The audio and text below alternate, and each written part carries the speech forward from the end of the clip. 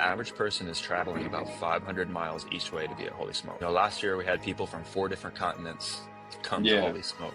When you account for the ticket price, when you account for food and travel and lodging, the average cost per attendee is close to $1,000. You just have to think that the type of person on average is somebody that's willing to spend $1,000 and today's money in this economy to be at an event with like-minded people. McRae didn't prepare as much as he had wanted. The crowd did love it, but then he stopped the show mid-show and he was like, yo, I'm so sorry, guys.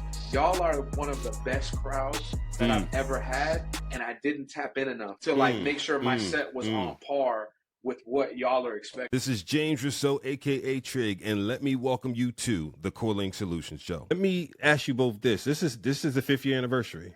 When you think about how it all started, like how do you juxtapose, like, man, this is where we are, but if we really look back and what we intended when we started, like when the idea first came up and when you really went to do this and put the first one together, what was the thought process then?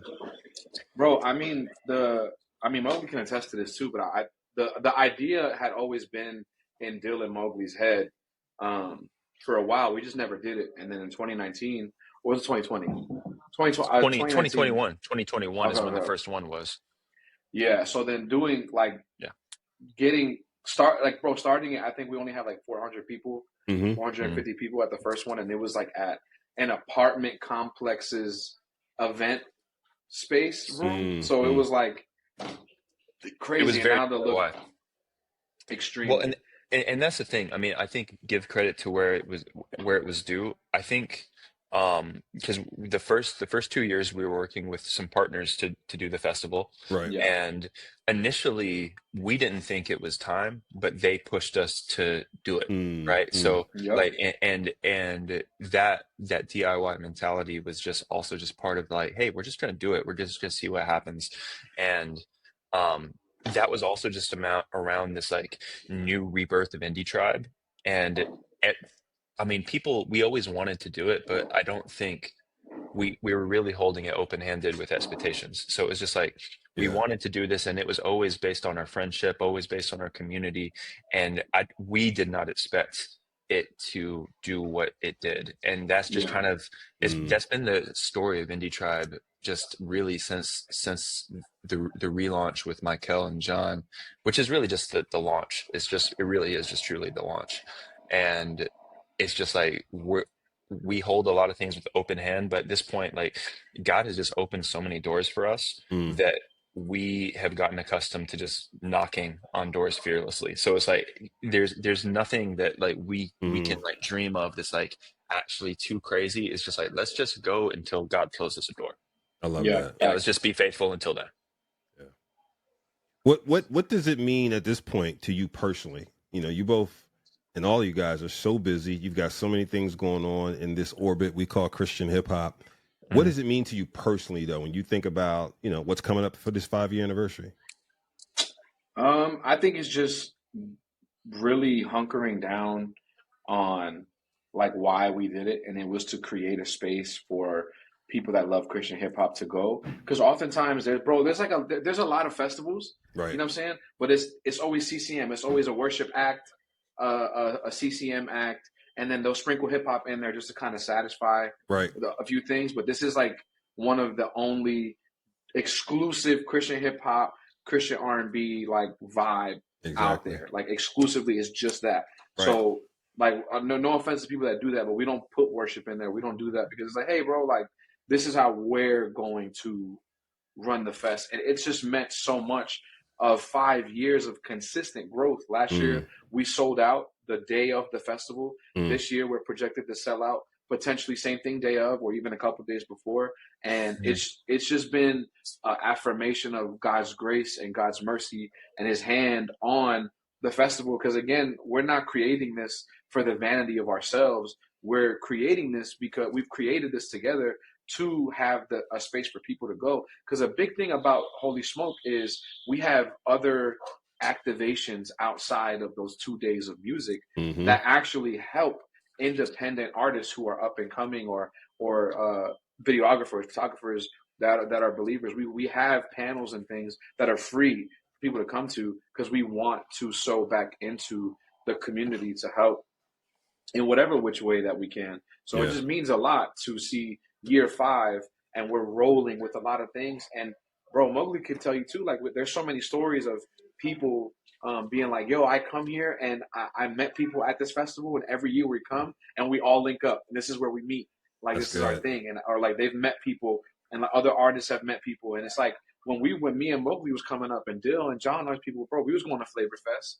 We was going to like stuff like that. And we were doing the same thing. Absolutely. You know what I'm saying? So it just feels good to continue the things that helped us, that helped us move forward into our careers, into Christian hip hop and stuff like that, and the ministry that is, to now having our own platform to do that and being able to, just help people, bro. Like Mowgli has like the stats, so I'm gonna let him tell you. But bro, I think according to what he had said last time, bro, I think the average distance somebody traveled to Holy Smoke is 300 miles. 500 miles. 500 miles. 500 miles each way. Wow. That's good, man. That's good. Yeah. Like, did you, when you think about that now and where you started from, what has that also done for Indie Tribe overall? What has that done for, I mean, I think you kind of mentioned a little bit this, Mowgli, in terms of you guys don't feel like there's a question you can't ask or a door you can't knock on. What are there other things that come to mind in terms of how it's helped shape or catapult, if you will, Indie Tribe? I think the mentality that we take to the festival and the music goes hand in hand, and it's based on a lot of the same like thesis and kind of mission statements. So one of it with us is like, we have always wanted to kind of take this approach of like being the change you want to see in the world. And when that comes to like music, that means like, we all care deeply about the craft. We care deeply about the music. We care deeply about the community. We care deeply about Jesus. We care deeply about the message. We care deeply about all these things, right? So they're Indie Tribe and Holy Smoke are based on this thesis that there are millions of people in the world that are like us, that have similar values like us, have artistic tastes and preferences like us, that would love to be part of this community if they knew it existed. Yeah. Right. That's good. And from the way that we make the music in terms of like trying to, not no shade at all with this, but with the eras that like Reach really dominated Christian hip hop, Reach also had a sound. Yep. And a lot of people would attempt to conform to that so that they could have success within this niche. And we're like, okay, but somebody has to create something new. Somebody has to expand the circle and not just do what Reach Records is doing. And that's one of the things that like Indie Tribe prides ourselves, is that each one of our albums, we're like, we'll listen to it and be like, yeah, there's no way that this could come out under Reach Records. Yeah. And that's not a shade to what they do. They're doing them. And especially at different times, they were doing something very excellent and something very unique. But for the health of the community and the health of the genre, the health of the culture, like there have to be competing voices and different mediums of excellence. And we take the exact same mentality with the festival. So it's like we believe that what we are doing is equally, if not more valuable as an art form, as entertainment, as a musical commodity than our mainstream counterparts, right? So there's this, people always, and I think a lot of it comes from a really good and honorable heart posture, but people have this idea within like Christian hip hop of like, oh, I don't want to make it about money. I don't want to do all of this. But what that also means is like, we're sending a message to the community that edifying, excellent art is worth less than the mainstream world. And we're like, no, actually, historically, this is 100% backwards. The church historically, if we're talking centuries, has been a leader and on the frontier of artistic excellence. Like what we're doing, and it's also not like we need to be treated better or anything like that. It's just like, hey, if we think that it's the standard of excellence in mainstream is a certain level of performance, is a certain level of production, is a certain level of all the elements that make a live show great, we should at least be doing that. We should at least be doing that. And we actually, so we early on, we took a trip down to Rolling Loud just to see kind of like, all right, what is the biggest hip hop festival in the world like? And we can confidently say that like we're kind of crushing it on the standard. The people per capita at scale and Christian hip hop are just punching so heavy above their weight with the artistic excellence, with the performance, with the intentionality, you know, and that's not even to speak anything about the actual values and the purpose of the music. So it's like we really like, we can't communicate to the culture and to the market, to the fans, that because we're believers, the art is worth less. We can't do that. We can't compromise on that. That's so good. And you guys have been so consistent, man, in terms of the quality standard. But I love how you said and packaged that. When you think about that and what's getting ready to happen this year, how does that unveil itself? Because Mykael already mentioned, man, beyond I think what's obvious to people obviously is the concerts, right? But what's not as obvious probably is all the other things you have packaged for people to enjoy. So for example, so set someone up. If they're coming to Holy Smoke for the first time, got their ticket for the first time, traveling 500 miles, when they get off the plane and get there, what are you saying to them? This is what you should expect. Oh man, if I'm being honest, bro, I think you should expect just a lot of familiarity. Because again, it's rare that we have institutions or places that like-minded Christians that like the same music can go to. Because again, not a shade at anybody or anything. It's like when you go to other festivals, it's like there's a lot of worship people, and they have never heard Christian hip hop outside of, you know, Lecrae or Andy or whoever, you know. What they can't expect is like-minded people who like underground Christian hip hop, who like mainstream Christian hip hop, who like whatever, and they're all like-minded, and they're all like, "Oh, bro, like we can have conversations about this, and I don't have to feel like I'm like the outlier of the conversation or the outlier in this moment." So also, bro, it's just live, bro. We have a big behind LED screen. We have cryo lights, all these things. Like it's just done excellently, bro. I commend every single person on our crew that and the year that it takes to plan to make these things happen. Because it's not like Disney World. I don't want to say that, but bro, we have Holy Smoke Market. We have food trucks. We have the VIP party where other artists for the first time this year are performing. And only the VIP people get to see them, which is like super dope. Like, and they have like a really curated experience for the people that love Christian hip hop and love the culture in that way. And again, it's just like a familiar and familial, like,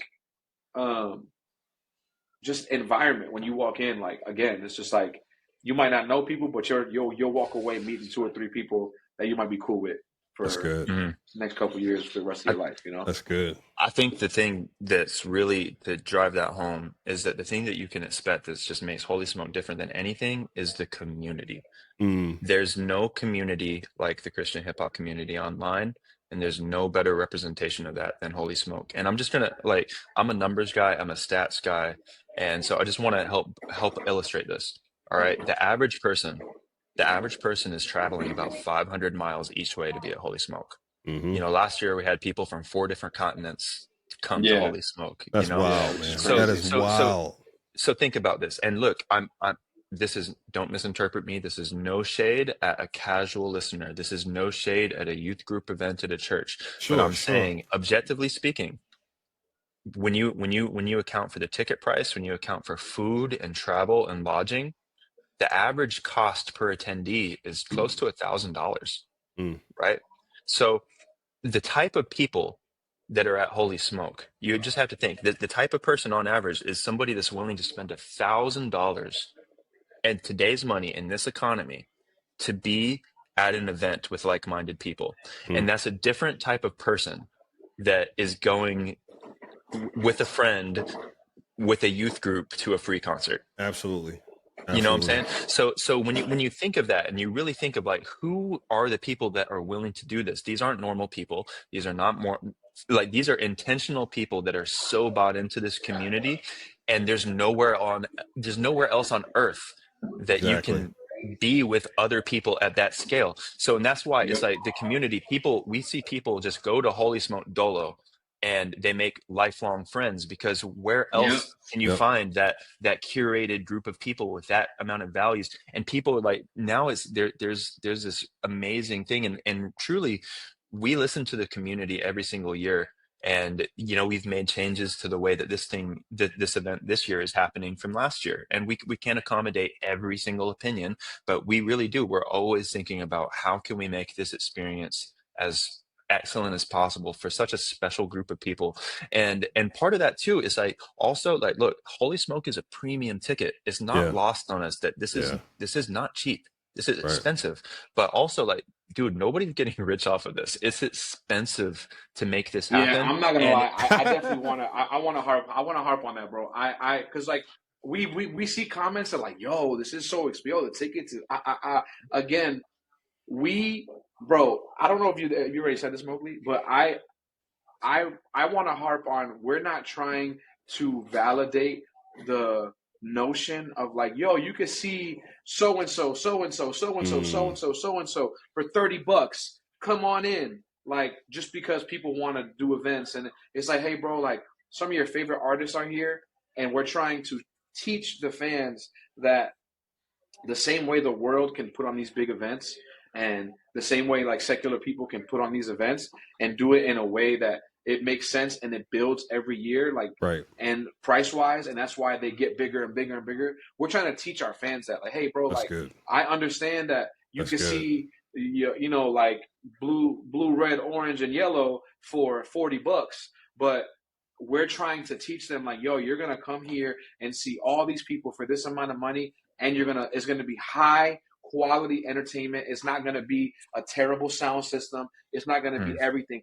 Every single artist, I'm not going to name names, known and unknown, popular and unpopular, have some of the best sets at Holy Smoke because it's so high quality with the LED wall, with the lights. We have people that are trying to like showcase their artistry, like, at Holy Smoke. And it's not just I'm just going to perform at this thing, like, it's like, no, like, all these artists that are coming are literally like making special sets specifically for Holy Smoke, because they're like, because there's nowhere else that they can have the production value. Bro, check this out, bro. This happened year 3. Lecrae came. Lecrae was our headliner. Lecrae, I'm gonna call a spade a spade. Lecrae didn't prepare as much as he had wanted, and just thought that he could, I'm gonna do X, Y, Z, and the crowd's gonna love it. Right? The crowd did love it. But then he stopped the show mid-show, and he was like, yo, I'm so sorry, guys. Y'all are one of the best crowds that I've ever had, and I didn't tap in enough to like make sure my set was on par with what y'all are expecting. Wow. Because some people expect, oh yeah, Christian hip hop crowd, whatever. Like, bro, no, it's not that. These are locked in fans, bro. Yeah, like, these are enthusiasts, like, bro, super fans. We don't want your tour set. We want like something different. And people do that, bro. People be playing B-sides at Holy Smoke. Yeah. People be like performing stuff for the first time at Holy Smoke because the fans are that tapped in. Like, those fans at our festival are not like your regular average fans. He just said, listen, that's a quotable. He just said, we don't want your tour set. You better prepare up. And just to even add a little bit to that, I think, and this is so cool, one of the things that really motivates us is this dynamic of like the pure-hearted, well-spirited competition within arts, right? So in the same way that when Indie Tribe puts an album out, and like, we want that to be a new standard for people thinking like, oh, if I'm doing this, and especially if I'm doing a group or a collective, all right, here's the mark, right? In the same way, because of what we're able to do with Holy Smoke, because of the unique access to production, like, most artists, people don't understand if you're not into the logistics, right? Like, there's a certain boundary, a floor for the scale of certain types of production. And unless you're selling a certain amount of tickets, you just can't access it, right? So we're able to provide all these artists access to production that normally is just not on the table for them. And what they're able to do, and we record all the sets, we post them to YouTube. Now we have this ecosystem where everybody is really putting more resource, thought, and intention into their live show. And when everybody is doing that, the whole community levels up, and Christian hip hop just becomes more overpowered. And like that way, when other people, like this year, we'll see if he's going to make it. Sway's told us that he's coming this year. That's right. Good. Yeah. And when we bring people like that to Holy Smoke for the first time, they cannot believe their eyes. They're like, what is this movement that I'm seeing, that I'm interacting with for the first time? And why has it taken me so long to discover it? You know, so it's the excellence from the technical and the artistic side, the intentional side, I think is, it's not just excellence alone. There's the heart posture and everything involved that, but it just serves as an excellent witness to what God is doing within Christian hip hop. Yeah, no, I love that. And I love the points around, again, no shade to anywhere else, but a lot of places we go to, it's almost, it's somewhere between we're being tolerated, or we're being slightly placated, or we're being slightly, you know what I mean? It's somewhere in there. Yeah, I've been in this thing for 30 years, and you would go to different festivals. It's like, oh, there's a Christian hip hop stage over there, and we'll have something going on for a few hours, right? And it would be Ross Servant or Lecrae or a couple other people, right? And then in other places you go, it's like, well, and no disrespect, but I hate to tell you, if you go into the Stellars this year, there's no Afro Beats and Christian hip hop concert this year. We just talked with Jennifer Jackson a couple weeks ago. She said last year wasn't as well attended, and I scratched my head and said, well, I guess a couple things. One, was it promoted in a way that the people who really wanted to go to it would be there? But two, what was the threshold, right? And this is the first year doing it. But again, with all due respect, they don't have a vested interest necessarily in making it for us, right? And so you guys at all, bro, they don't have a vested interest. There's no reason per se. But the thing is that thinking is so trash, because it's like, yo, I'm not saying Christian hip hop is not popular, because it's getting there, right? But it's like, if you want to get it there, y'all gotta help. And that's to the Stellars, that's to the Doves, that's to the Grand, that's to any major award show. That's like, oh well, man, nobody really likes this because y'all don't help out. Right. Like, it's just us. It's like FUBU, bro. It's just for us, by us. Like, that's why the KCAs are amazing. That's right. Because it's like that's for us. That's people who are tapped in. You know what I'm saying? And it's not a shade to those award shows. It's just like, hey, yo, like, it's not just Forrest Frank and whoever, like Toby Matt. It's not just those people. And like, there's so much more music, and there's so much more fan base than you know. Absolutely. But they just don't want to tap into it for whatever reason. Yeah. Again, one of the reasons One of the reasons they throw out is that, that demographic is not necessarily tuned into this music. And my healthy challenge back was, I think some of that data is old. And Mogli, you probably know, because you seem like a data guy, but I think to think that people in their 50s or 60s are not tapped in. Listen, they know Kendrick Lamar like other people. And I was asking some people, listen, what do you think they listen to after church? Like, appreciate driving to church, they may have been listening to Marvin Sapp, but after church, some of them are turning on Kendrick and J. Cole and different people. So why aren't we offering what we have here sonically to go along with that, right? So as long as we hold it back, 100%. We're missing huge opportunities. 100%, bro. 100%. Huge opportunities. And yo, you know what? To even jump on what you're just saying, bro, you know what's crazy? The same people mostly that be like, yo, we don't want to put Christian hip hop and whatever. They low key, they be listening to the Kendricks and the thing like that. And I'm like, bro, like, you don't, like, there's no way in the world. That's my point. Be like, nah, well, we want to, we like this. And it's like, yo, you don't have to, like, listen to us as fans, but at least give us the opportunity to be showcased on a platform that you've built that, you know what I'm saying? Like, you think people might not like. And it's like, if you make it in a way that makes sense, you know what I'm saying, for all parties, I think it'll do great. And that's why I love banking on stuff like the KCAs and the Holy Smokes and stuff like that. Because it's like, bro, like, if anybody in this world isn't going to support us, we'll support ourselves. That's right. Point blank, period. Point blank. Like, we got tired of wanting and desiring a Christian hip hop festival that was actually ran well and done high quality. It was like, yo, you know what, bro? I think we're going to do it. That's right. We're gonna do our own thing, because we're tired of the horror stories that we hear about other stuff. Man, I'm so glad you guys are. And for those who are watching, who represent some of the people we talked about, please know we're not giving up on you. We're still giving you a chance to step in and add food to the buffet. It's almost like you have a buffet right now with just beef and chicken, and some people want some shrimp, they want some fish, they want some, you know what I mean? And so we're just saying to you, prepare a full buffet, give people everything they can enjoy. Let me ask you guys this. Let's talk about the non-concert stuff for a minute. What are some of the panel discussions and other learning opportunities that people should expect? Oh, bro, Mykael, I mean, yeah, of course. So we got this joint that's called Indie Institute, bro, and it's where we have three or four panels where we interview some of the biggest creators in the Christian space and outside the Christian space, and just themed